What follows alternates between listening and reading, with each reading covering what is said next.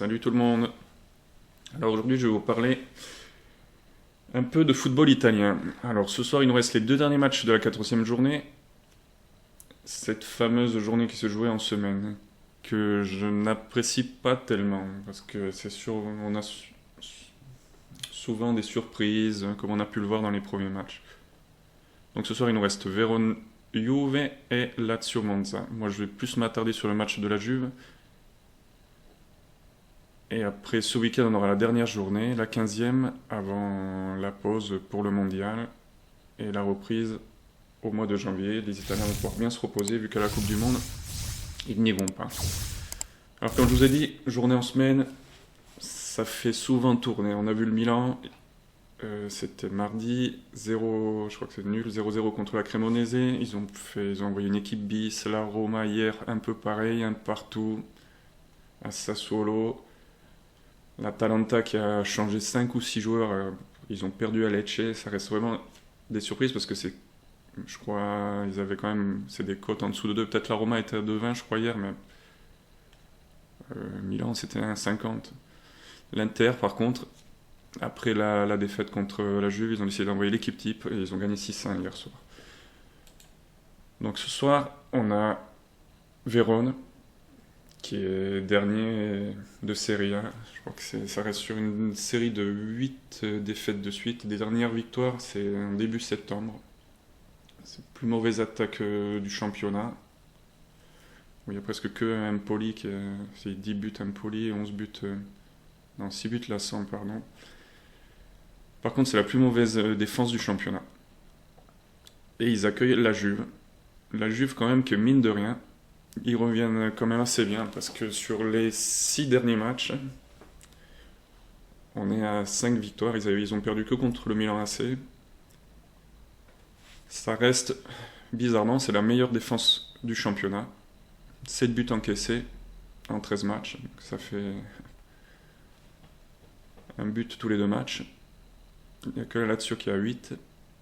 Et c'est bizarre parce qu'en Champions League, sur 6 matchs, ils en ont pris 13. Donc bon, ils avaient des gros clients avec Paris, Benfica. Mais bon, la défense, elle a tenu contre l'Inter. Ils n'ont pas pris de but. Victoire 2-0. Et donc ce soir, ça c'est le groupe que Monsieur Allegri nous a pris. Donc on a de nouveau pas de Chiesa. Il y aurait de nouveau des problèmes au genou. Donc la Juve est assez inquiète au niveau de Chiesa. Il y aurait peut-être une rechute après sa longue blessure. Vlahovic qui est blessé, on parle, ça serait une pubalgie, et on parlerait peut-être un mondial à risque. Donc on verra. Alors Allegri, hier en conférence de presse, il a annoncé que Perin jouerait titulaire dans les buts, Bonucci titulaire, et Di Maria devrait jouer. Il a que 30 minutes dans les jambes, donc il va rentrer en fin de match. En attaque, on aurait Milik et Keane. Alors si on lit à gauche à droite les commentaires des supporters de la Juve, le fait que Bonucci est titulaire, c'est pas du tout une bonne nouvelle pour eux. Parce qu'à chaque fois que Bonucci était là,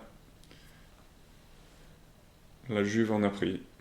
Bon, maintenant il faut voir, est-ce que Bremer va être titulaire ou pas? Parce que là, ce journaliste qui est spécialiste dans la Juve, lui, nous annonce Perin, Rugani, Bonucci, Danilo, Paredes. Moi, je pense que Paredes ne va pas jouer parce qu'il revient de blessure. Il a 30 minutes dans les jambes. Là, sur ce site, on nous annonce Bremer titulaire. Moi, je pense qu'on devrait plus partir sur une formation de ce style, alors. Avec Rugani, Bonucci, Danilo. On remet la défense à 3, c'est sûr.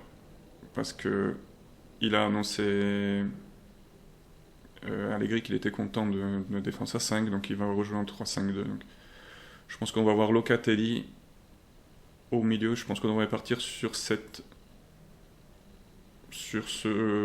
11 de départ. Alors moi, pour ce match, perso, j'aime bien la victoire de la Juve, parce que vraiment, je pense qu'aucun joueur de Vérone serait titulaire. Enfin, quand on voit le 11 de Vérone, là, je pense qu'aucun joueur de Vérone serait titulaire dans la Juve. Si la Juve n'arrive pas à battre le dernier, qui reste sur 8 défaites de suite, je trouve que c'est vraiment bien payé. 1,76, la cote n'arrête pas de baisser, de monter. Hier j'avais du 1,60, là c'est ce matin 72, maintenant 1,76. Donc moi je partirais plus sur la victoire de la Juve.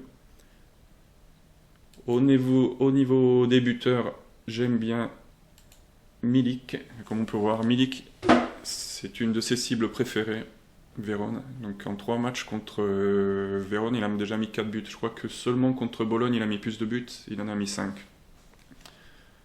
Je partirai aussi, alors, les joueurs. J'avais Milik qui était à 2,63. C'est pas mal.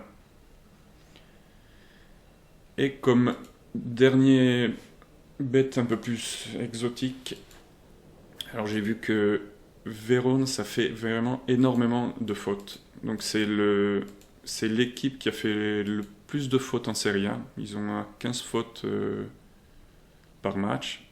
L'équipe qui a pris le plus de rouges, 3 rouges.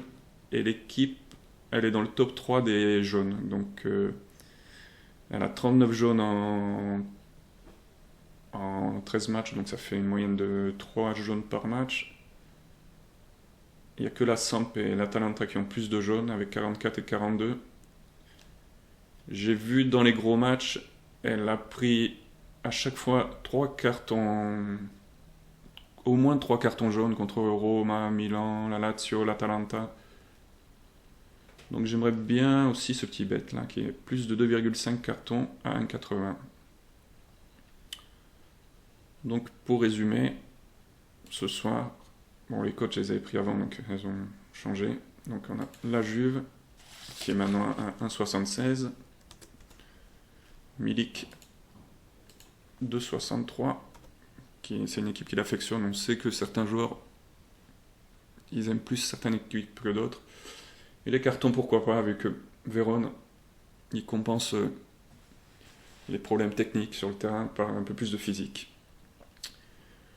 Et voilà, ça sera tout sur ce match. Ciao, ciao.